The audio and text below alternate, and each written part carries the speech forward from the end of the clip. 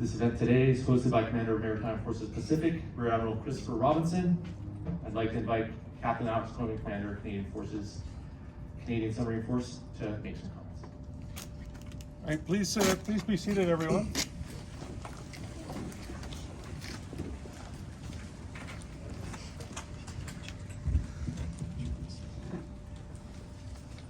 All right, what a beautiful day and a beautiful occasion. The building is decorated like I've never seen it before. I want to, before I begin my speech, which should last about 45 minutes or so, I'd like to thank those that put this together. Natalie, Safi, thank you very much for organizing this, putting in the work, and all the folks that helped decorate our building. It looks spectacular. There's some really nice shots of our submarines at sea, and you know, the flags, it wasn't an easy task getting those flags up there, so well done to the team for that. All right, Your Worship, Admiral, ladies and gentlemen, merci d'être venu ici aujourd'hui.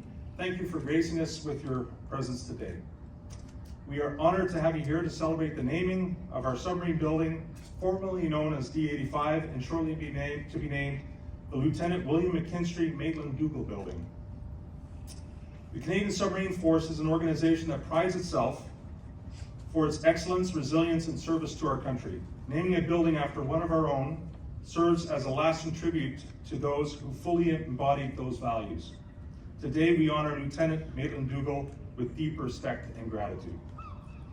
Naming a building after a person can serve as a lasting tribute to honor their memory and preserve their legacy for future generations. Naming this building after Lieutenant Maitland-Dougall is a fitting tribute to a man who made the ultimate sacrifice in service to our country. It will ensure that his name and contributions are remembered and recognized over time. Names of buildings can reflect the cultural, historical, and geographical context in which they are located. The geographical context of this building, in this case, is perfect, as we are about to celebrate the 110th anniversary of Canada's submarine service in its birthplace, Victoria, British Columbia. This building, built in 1898, was officially designated as the Maritime Submarine Support Facility in August 2002 by HMCS Victoria's sponsor, Mrs. Jill Garnett. Hello, Jill. By naming this historic building after Lieutenant Maitland-Dougall, we ensure that his legacy lives on as a beacon of courage and dedication for generations to come. This building will stand not only as a testament to his service, but also as a reminder of the sacrifices made by all those who have served and continue to serve our country. Reflecting on our history allows us to question not only what these individuals did for us, but also to take a moment to realize that our presence is a result of the cumulative efforts and sacrifices of submariners since our submarine service began 110 years ago on Monday. On behalf of the Canadian Submarine Force, I would like to thank you again for being here today.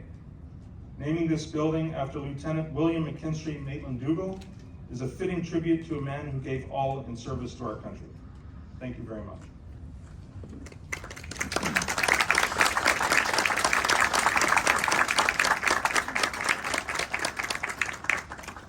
Merci, monsieur. J'aimerais inviter maintenant Lt-Admiral Christopher Robinson, commandant des forces maritimes Pacifique.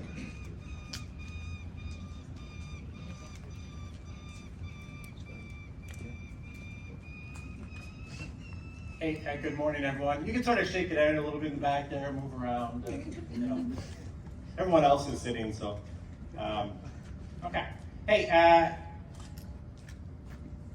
fellow submariners, Your Worship, invited guests, family members, thanks for joining us today.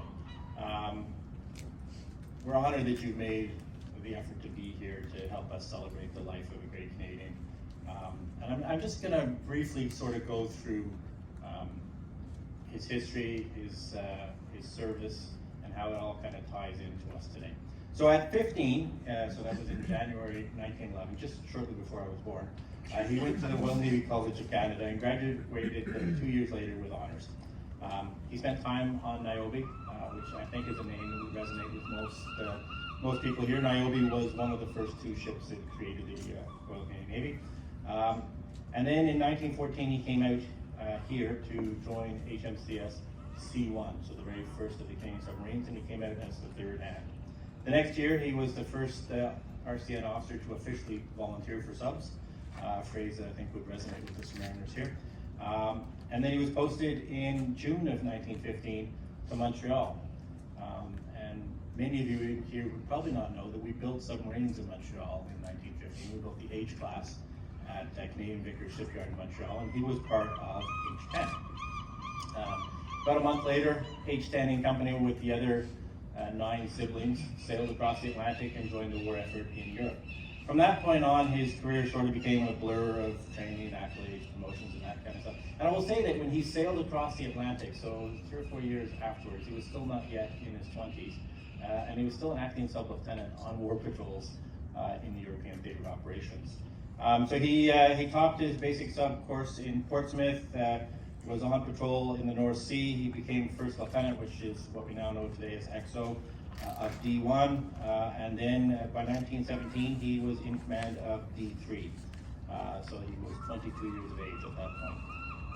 We believe he was the youngest and certainly the first RCN officer to command a British submarine. After surviving numerous events, I will say, in the combat history off of the UK, sort of between the UK and France and the North Sea, he was on patrol on the 12th of March 1918 at about 2:20 in the afternoon. And a French airship, ATO-0, commanded by Lieutenant Saint-Lamy, was on patrol northwest of Dieppe, and it saw a submarine on the surface. Back then we didn't have snorkels or that kind of stuff, so submarines spent a lot of time on the surface charging their batteries and they would die for a short period of time. So D3 is running on the surface.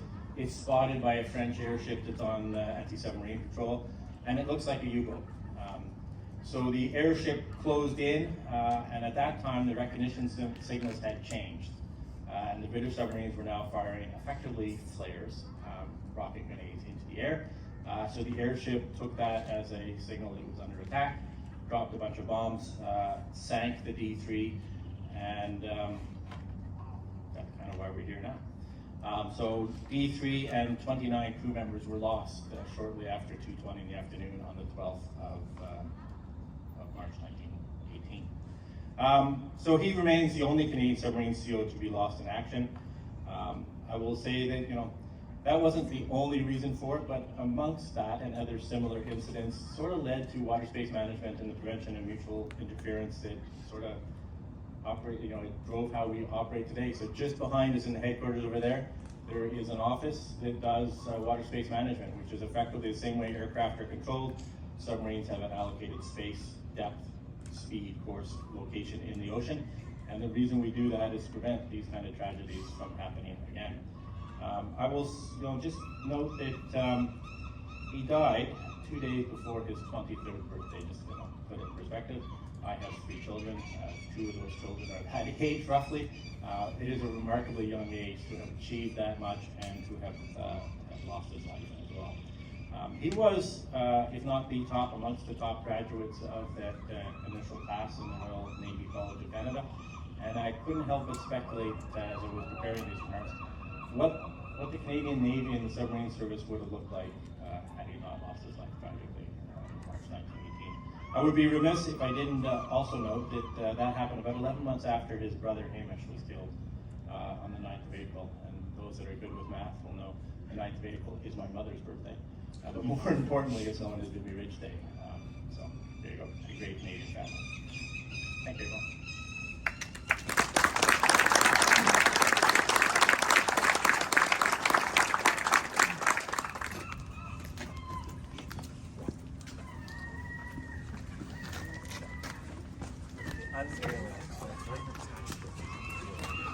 The way to do it, we're going to put our hands on it, we're going to lift it up, and put it down. Pick that up. Good, you have your feet here.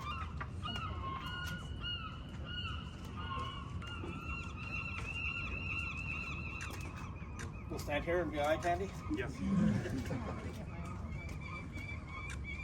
On the count of 3. 1, 2, 3.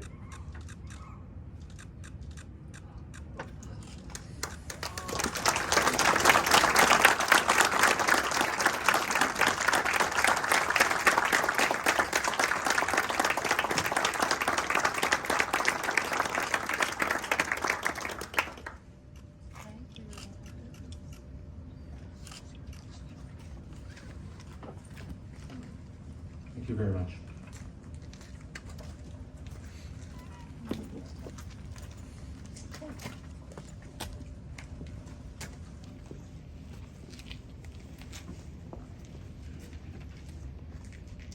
I'd like to invite Major Daniel Walton, Acting Formation Cadre, to lead us in a bit of a reflection. Thank you.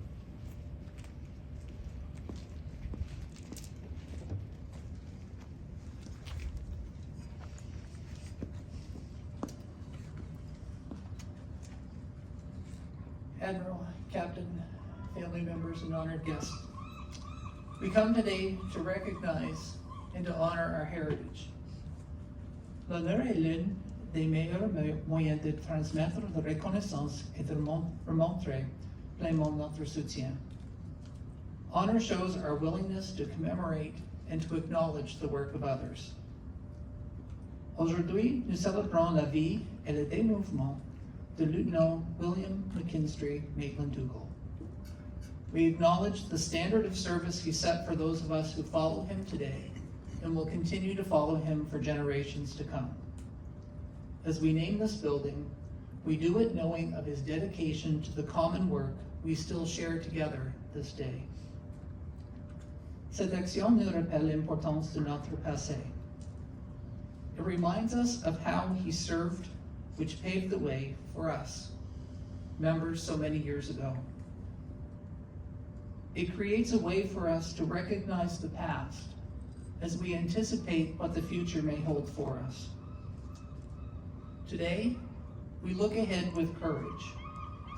Courage for the things to come that we know nothing about yet, and also courage that we will be prepared for the things that we will be called upon to do.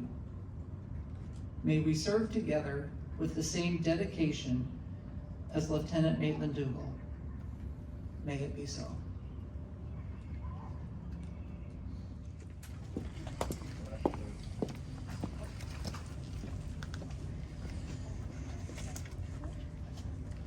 Mesdames et messieurs, chers invités, this concludes today's ceremony. Those who are interested, we do have refreshments and cake and a couple things upstairs. If anyone needs a little bit more accessible route, you can follow our guests in the back and they will lead you to the elevators. Thank you very much.